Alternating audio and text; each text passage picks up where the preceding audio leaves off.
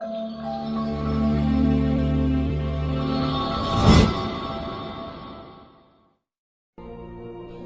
تاریخ کے عظیم ترین دنوں میں سے یہ 6 ستمبر کا دن ہے۔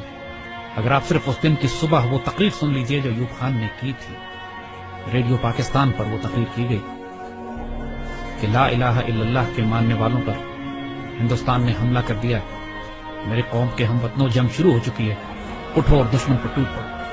10 کروڑ عوام جن کے دل کی دھڑکن میں لا الہ الا اللہ محمد رسول اللہ کی صدا گونج رہی ہے، اس وقت تک چین سے نہیں بیٹھیں گے جب تک دشمن کی توپیں ہمیشہ کے لیے خاموش نہ ہو جائیں۔ ہندوستانی حکمران شاید ابھی نہیں جانتے کہ انہوں نے کس قوم کو للکارا ہے۔ پاکستان کی پوری قوم نعرہ تکبیر لگاتی ہوئی سڑکوں پر نکل گئی تھی۔ ہندوستان نے 6 ستمبر کی صبح فجر سے کچھ پہلے لاہور شہر پہ حملہ کیا اور ان کے جرنیل نے بھڑک ماری تھی کہ ہم 11 بجے تک لاہور جمخانہ میں بیٹھ کر شراب پئیں گے اور بدماشی کی محفل سجائیں گے۔ دشمن کی طاقت کا بھی پہلے اندازہ کیجیے۔ دیکھیے دشمن 5 گنا بڑا تھا آپ سے، اور اچانک اتنا بڑا حملہ کرتا ہے جس کے اندر ایک ایک حملے میں 500 ٹینک استعمال کیے جاتے ہیں، تقریباً 500 ٹینک لاہور میں، 500 ٹینک کے قریب سیالکوٹ کے اوپر جب حملہ ہوتا ہے، اور یہ دونوں سرحدی شہر ہیں ہمارے۔ اور حال یہ تھا کہ Pakistan was totally caught by surprise. آپ کو واقعہ بتاتے ہیں، واقعات اگر آپ سنیں تو اس سے آپ کو اندازہ ہوگا کہ یہ 65 کی لڑائی کا یہ واقعہ 6 ستمبر کو کیوں ہم اتنی رومانٹک طریقے سے، اتنی محبت اور اتنی پیار سے، ایموشن سے، جذبات سے کیوں یاد کرتے ہیں۔ ایئر چیف نے نور خان صاحب کی دلیری اور جرت دیکھے، یہی پہ لیڈنگ فرام دا فرنٹ جسے کہتے ہیں، انہوں نے کہا کہ یہ سورٹیز نہیں جائیں گی جب تک میں خود نہ دیکھ لوں کہ یہ کتنی خطرناک ہے ہمارے پائلٹ۔ دنیا کی تاریخ میں پاکستان فوج ایک واحد فوج ہے کہ جس میں آفیسر کیجویلٹی ریٹ سب سے زیادہ ہے، اس لیے کہ ہمارے آفیسرز آگے بڑھ کر لیڈ کرتے ہیں۔ پاکستان نیوی کے پاس ایک سبمرین تھی غازی، اور اس سبمرین نے دشمن کا ناطقہ بند کیا ہوا تھا۔ اس زمانے میں تاریخ ناول اور کتابیں لکھی گئیں کہ سومناتھ پر محمود غزنوی کے 17 حملوں کے بعد یہ 18واں حملہ تھا، اور پاکستان کی نیوی آگے بڑھ کر سمندروں میں گئی، دوارکا پہ گئی، دوارکا کے قلعے کو تباہ کیا بومنگ کر کے، فائرنگ کر کے، شیلنگ کر کے، اور پھر نکل کر واپس آئی۔ میرے والد توپ خانے کے افسر تھے اور سیالکوٹ ہی میں مقیم تھے۔ سیالکوٹ سیکٹر پہ بالکل سرحد پہ ہمارا گھر تھا میرے، اور جب یہ جنگ شروع ہوتی ہے تو خاندانوں کو، عورتوں کو، بچوں کو وہاں سے نکلنا پڑا، تو اس میں ہماری والدہ ہمیں لے کر نکلی، اور یہ وہ وقت تھا کہ جب ہمارے گھر کے آس پاس توپیں لگی ہوئی تھی اور پاکستان کی فوج جوابی حملہ شروع کر رہی تھی سیالکوٹ سیکٹر پہ دشمن کے خلاف۔ ایسے ایسے معجزات دیکھنے کو ملے ہیں۔ میرے والد عینی شاہد ہیں اس بات کے کہ ایک سیکٹر پر ہماری توپوں کی مدد کی ضرورت پڑی، ہماری پیادہ فوج کے مورچے تھے جن پر دشمن کے ٹینکوں کا دباؤ بہت شدید تھا، اور ہماری توپوں کی آخری حد سے بھی زیادہ 2-3 کلومیٹر آگے وہ دشمن کے ٹینکوں کے پوزیشنز تھی، اور جب مدد مانگی گئی تو حساب لگایا گیا کہ ہماری توپوں کے گولے دشمن تک نہیں پہنچ سکتے، اور صورتحال یہ تھی کہ اگر اس وقت مدد نہ دی جاتی اپنی فرنٹ لائن کو تو سیالکوٹ شہر کا ایک پورا سیٹ دشمن قبضہ کر لیتا۔ اللہ کے توکل پر یقین کریں، افسروں کی آنکھوں میں آنسو آ گئے، انہوں نے اللہ کے بھروسے پہ، اللہ کے آسرے پہ کر کے دشمن کی طرف توپوں کا منہ کر کے فائر کیا ہے، اور ناقابل یقین بات ہے کہ گولا تقریباً 2.5-3 منٹ لیتا ہے فائر ہونے کے بعد توپ کا اپنی منزل پہ پہنچتے ہوئے۔ 3 منٹ کے بعد وائرلیس پہ ہماری جو آگے ہمارے مورچے تھے وہاں سے نعرے تکبیر کی آوازیں آنے لگی کہ دشمن کے توپیں ٹھیک ٹینکوں کے بیچ میں گر رہے تھے، جو کہ ہماری توپ کی آخری حد سے بھی کئی کلومیٹر آگے تھا۔ نہ اس سے پہلے کبھی توپ نے اتنا دور فائر کیا، نہ اس کے بعد کبھی اتنا دور فائر کیا۔ اس موقع پر جب ضرورت تھی تو اللہ کی طرف سے تائید آئی۔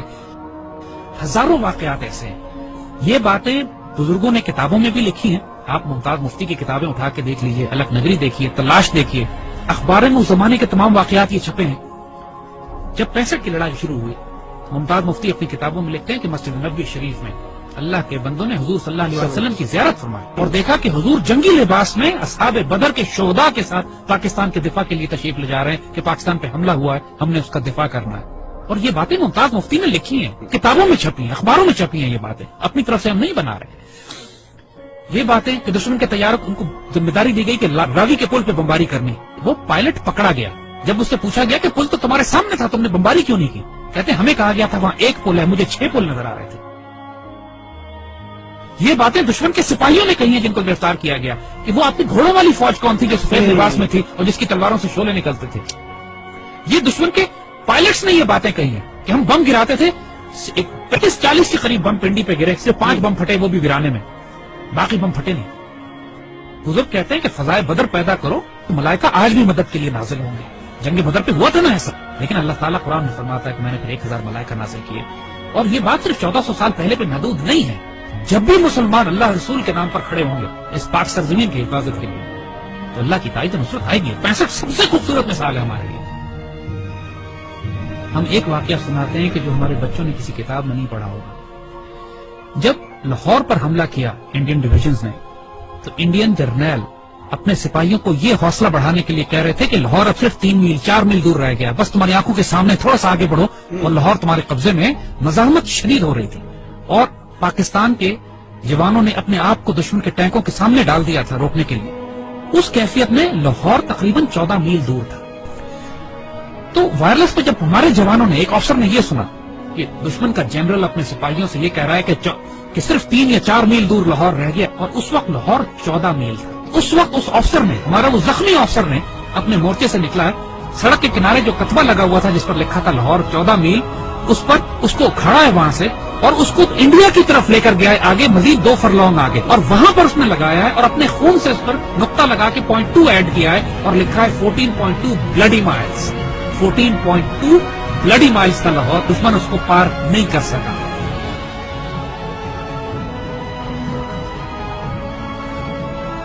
جب شہداء پہنچنا شروع ہوئے سی ایم ایچ میں, انہوں نے دیکھا کہ اتنا پریشر تھا کام کرنے کا کہ مرد سارے کام میں لگے ہوئے تھے, تو ان زخمیوں کو ریسیو کرنے کے لیے نرسز تھی. تو شہداء کو انہوں نے نرسز کے حوالے کیا کہ آپ ان کو تیار کریں اور رکھیں ایک ہفتہ کے بعد ان کو بریل کے لیے لے جایا جائے گا. تو آنے والے جوانوں نے جب یہ دیکھا کہ بہنیں اور بیٹیاں ان شہداء کو ریسیو کر رہی ہیں تو ان کی آنکھوں میں آنسو آ گئے. واپس جا کے اپنی پوری یونٹ میں اعلان کیا کہ وہ شیرو دلیرو سینوں پہ گولیاں کھانا, پیچھے تمہاری بہنیں تمہیں وصول کر رہی ہیں. ایسا نہ ہو کہ تمہاری پشت دیکھیں اور یہ کہیں کہ یہ بغیر پشت پہ گولی کھا کر آیا. یعنی یہ جذبہ تھا جوانوں میں کہ ہمیں دفن کرنے کے لیے پیچھے ہماری بہنیں کھڑی ہیں اور سب نے قسمیں کھائیں کہ ہم گولی سینوں پہ کھائیں. یہ وہ باتیں یونٹوں کے اندر ہوئی باتیں, وہ ٹیکسٹ بکس میں لکھی جاتی ہیں نا کتابوں میں. یہ وہ باتیں کہ جو فوجیوں کے سینوں میں دفن ہیں. ایسے بھی موقع آ گئے کہ جب دشمن کے ٹینک ہمارے توپخانے کے اتنے نزدیک پہنچ گئے کہ براہ راست توپخانے اور ٹینکوں کی لڑائی شروع ہونے والی تھی. کہا جاتا ہے دوسری جنگ عظیم کے بعد سب سے بڑی ٹینکوں کی لڑائی بھی سیالکوٹ میں لڑی گئی. باقاعدہ ایک آرٹلری آفیسر نے کمانڈ دی کہ H E unload and A P load, یعنی ہائی ایکسپلوسو شیل نکال دو اور اب آرمر پیئرسنگ شیل لوڈ کرو, کیونکہ اب توپ اور ٹینک کی براہ راست لڑائی شروع ہونے والی.